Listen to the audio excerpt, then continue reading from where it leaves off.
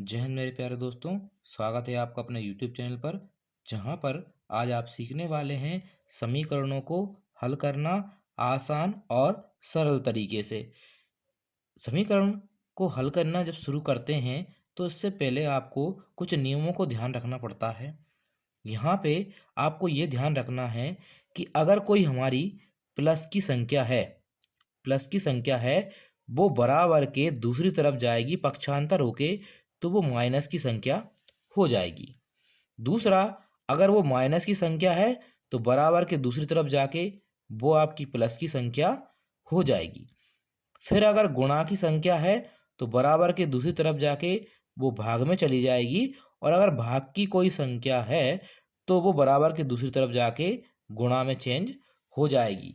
मतलब आप ये समझ सकते हैं कि प्लस माइनस में हो जाएगा, माइनस प्लस में हो जाएगा, गुणा भाग और भाग गुणा। माइनस प्लस एक दूसरे के अपोजिट रहते हैं और गुणा और भाग एक दूसरे के अपोजिट रहते हैं। यहाँ पे हम देखते हैं, आपको यहाँ 3x बराबर 2x प्लस 18 दिया हुआ है। तो यहाँ पे आपको ये ध्यान रखना है, आपको x का मान निकालना है। आपको x का मान निकालना है तो x की जो संख्या है उसको आप एक तरफ कर देंगे। यहाँ पे हम लिखते हैं 3x, और 2x बराबर के इस तरफ है, हम इस तरफ लेके आएंगे तो जो 2x है उसके पास कोई निशान नहीं है। तो जिसके पास कोई निशान नहीं होता वो संख्या आपकी प्लस की होती है। तो प्लस की संख्या अगर दूसरी तरफ है तो वो इस तरफ आके माइनस की संख्या हो जाएगी। तो ये क्या हो जाएगा, आपका माइनस का 2x हो जाएगा, बराबर हमारे पास यहाँ क्या बचेगा, 18 बचेगा। अब आपको क्या करना है, 3x में से 2x को माइनस कर देना है, तो आपके पास x बराबर 18 आ जाएगा। यही आपके प्रश्न का उत्तर हो जाएगा। दूसरा हम देखते हैं, यहाँ आपको दिया हुआ है 5p माइनस 3 बराबर 3p माइनस 5। इसमें भी आपको यहाँ p का मान ज्ञात करना है। तो यहाँ आपको लिखना है 5p। अब आपको p वाली संख्याएं इस तरफ लेकर आना है। तो हम देखते हैं बराबर के उस तरफ आपकी p वाली संख्या कौन सी है, 3p। ये आपकी p में संख्या है। तो 3p, ये आपके कोई साइन नहीं है, मतलब ये आपका प्लस का है, तो प्लस की है तो हम इस तरफ लेकर आएंगे तो ये आपकी क्या हो जाएगी, माइनस की संख्या हो जाएगी। तो ये आपका माइनस का क्या हो जाएगा, 3p हो जाएगा। बराबर लगाएंगे, आपके बराबर के बाद 3p हम इधर ले गए, आपके पास क्या बचा है, माइनस का 5 बचा है। माइनस का 5 बचा है। अब हम यहाँ देखते हैं इस तरफ आपको संख्या कौन सी है, -3 है, जो कि p में नहीं है। तो हम संख्याओं को दूसरी तरफ ले जाएंगे।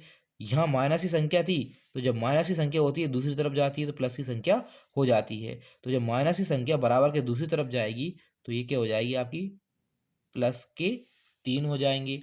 अब आपको माइनस कर देना है, 5 में से 3 माइनस करोगे तो कितना आ जाएगा, 2 आ जाएगा, और ये आपका p इसके साथ रहेगा। तो 5p में से जब 3p माइनस करेंगे तो 2p आ जाएगा। दूसरा हम देखते हैं, यहाँ संख्याओं के पास अलग अलग निशान है। संख्याओं के पास अलग अलग निशान है, तो इसके लिए भी आपको रूल ध्यान रखना पड़ेगा। अगर आपको एक संख्या माइनस की है और दूसरी संख्या प्लस की है तो आपका क्या हो जाएगा, उनको आप में आपस में जोड़ेंगे तो प्लस माइनस आपका माइनस हो जाएगा। इसी प्रकार अगर प्लस में हम माइनस को जोड़ेंगे, प्लस में अगर माइनस को जोड़ेंगे तो भी हमको माइनस मिलेगा।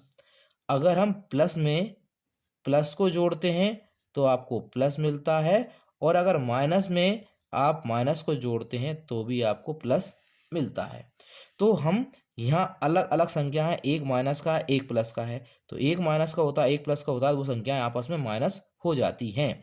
तो हम 5 में से 3 माइनस करते हैं, आपको यहाँ कितना मिलेगा, 2 मिल जाएगा। लेकिन आपको एक चीज़ और ध्यान रखना है कि यहाँ पे जो बड़ी संख्या के पास निशान होता है वही संख्या के पास निशान आता है। तो हम यहाँ देख पा रहे हैं 5 आपकी बड़ी संख्या है और 5 के पास माइनस का निशान है, तो यहाँ माइनस का निशान आ जाता है। अब हम देखते हैं जो 2p है, जो 2p है ये दोनों आपस में गुणा में हैं, आपस में गुणा में हैं। जब भी कोई संख्याओं के बीच में कोई निशान नहीं रहता तो वो आपस में गुणा में होते हैं। तो जब कोई संख्या गुणा में है तो आपको उसको कहाँ ले जाना है, बराबर की दूसरी तरफ, वो भाग में चली जाती है। तो यहाँ आपको p का मान निकालना है, इसलिए हम p को यहाँ रखते हैं, बराबर लगाते हैं और माइनस तो 2 लिखने के बाद ये गुणा में था, भाग में आ जाएगा, तो हम इसको इसके बटे में लिख देते हैं। तो जब आप 2 से 2 काटेंगे तो आपको 1 मिलेगा। तो यहाँ आपके पास जो मान आया p का, वो क्या आएगा, माइनस का 1।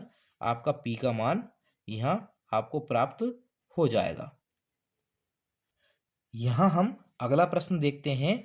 आपको यहाँ 2x माइनस 1 बराबर 14 माइनस एक्स दिया हुआ है। आपको क्या करना है, जो x की संख्या है वो आपको एक तरफ रखना है। तो यहाँ हम क्या लिखते हैं, 2x लिखते हैं, और जो इस तरफ x की संख्या है माइनस में, तो बराबर के इस तरफ आएगी तो वो माइनस की संख्या किस में हो जाती है, प्लस में हो जाती है। अभी हमने रूल देखा था। तो माइनस की संख्या यहाँ आके क्या हो जाएगी, प्लस की हो जाएगी। तो ये जो x माइनस का है वो इस तरफ आएगा तो प्लस का x हो जाएगा, और बराबर के बाद आपके पास क्या लिखा हुआ है, 14 लिखा हुआ है। लेकिन आपके पास यहाँ माइनस का 1 है, तो हम संख्याओं को एक तरफ करते हैं। तो माइनस का 1 जब बराबर के दूसरी तरफ जाएगा तो माइनस का क्या हो जाता है, प्लस हो जाता है। तो ये आपका प्लस का 1 हो जाएगा। अब इन दोनों को आप जोड़ देते हैं, तो 2x में हमने x जोड़ा, तो 2x ये हैं और 1x ये है, तो ये कितने हो जाएंगे आपके, 3x हो जाएंगे, और बराबर में 14 और ये कितना हो जाएगा, 15 हो जाएगा। अब हम यहाँ देख पा रहे हैं आपको जो 3x दिया हुआ है वो आपस में गुणा में है। जब भी कोई संख्या के बीच में निशान नहीं होता तो वो किस में होते हैं, गुणा में होते हैं। तो यहाँ आपका किस में चला जाएगा, वो भाग में चला जाएगा। तो 15 के भाग में कौन आ जाएगा, 3 आ जाएगा। अब 3 से इसको काटेंगे तो जो हमारे पास x का मान आएगा, 3 5 है 15, तो x का मान आपके पास कितना आ जाएगा, 15 आ जाएगा। ये आपका उत्तर हो जाता है। हम लास्ट क्वेश्चन देखते हैं। इसमें आपको दिया हुआ है x बराबर 4/5 x प्लस 10। यहाँ आपको क्या करना है, जो 5 है वो बटे में है, भाग में है। जब वो भाग में होता है तो उसको आपको इस तरफ लेकर आना है। तो भाग में होता है तो वो किस में आ जाएगा, आपका गुणा में आ जाएगा, गुणा में चेंज हो जाएगा। तो जब 5 का गुणा हम x में करेंगे तो आपको मिलता है 5x। बराबर की जगह हम बराबर लगाएंगे। अब जो 4 है, 4 का गुणा हम x में करते हैं क्योंकि यहाँ आपके पास 4 बचेगा। 4 का गुणा जब आप x में करेंगे तो आपको ये 4x मिलेगा। इसी प्रकार क्योंकि ये कोष्टक में है तो आपको 4 का गुणा 10 में भी करना पड़ेगा। तो ये जब हम 4 का गुणा 10 में करते हैं तो 4 धाम कितना हो जाएगा, 40 आपको मिल जाएगा।